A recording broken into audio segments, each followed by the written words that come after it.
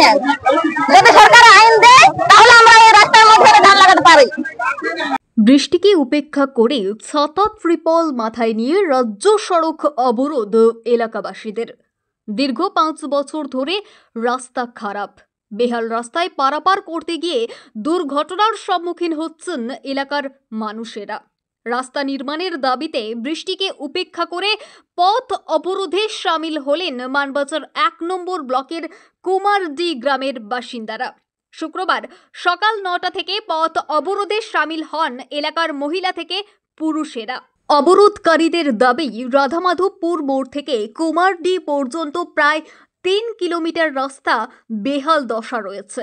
প্রশাসনিক বিভিন্ন স্তরে জানিয়েও কোনো লাভ হয়নি, তাই পথ অবরোধে সামিল হয়েছেন এলাকার বাসিন্দারা। এদিন অবরোধের খবর পেয়ে ঘটনাস্থলে পৌঁছায় মানবাজার থানার পুলিশ এবং পরবর্তীকালে অবরোধ স্থলে পৌঁছান মানবাজার 1 নম্বর ব্লকের বিডিও দেবাশিস ধর ও জয়েন্ট বিডিও ধনঞ্জয় কুমার।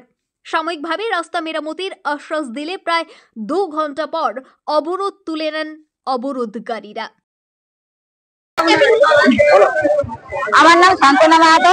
আমি কুমারডি থেকে মাধবপুরের মোড়ে পথ অবরোধের জন্য এসেছি।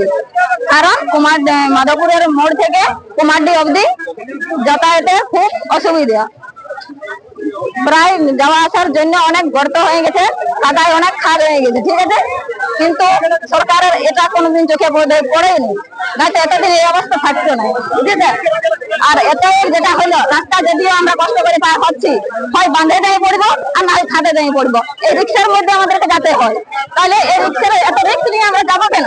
সরকার যদি আছে তো এত রিক্স নিয়ে চলবো কেন? কিসের জন্য চলতে যাবো? আমরা চলবো না আর আমরা যাবো না।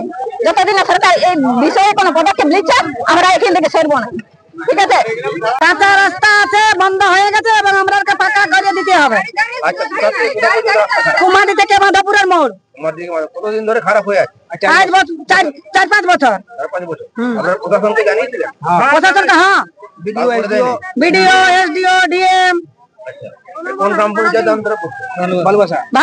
ভালোবাসা। এটা কি আগে মেরামত হয়নি? না না।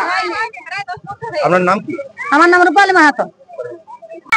আমাদের এই কুমারডি মোড় থেকে রাধামাধবপুর প্রায় 4 কিলোমিটার রাস্তা খুবই খারাপ আছে শুনলাম। তো ওনাদের যে দাবি দেবো, আমরা যথাযথ স্থানে পৌঁছে দেবো। আর আমি নিজে একবার ঘুরে দেখছি। হ্যাঁ, অবরোধ হয়ে গেছে।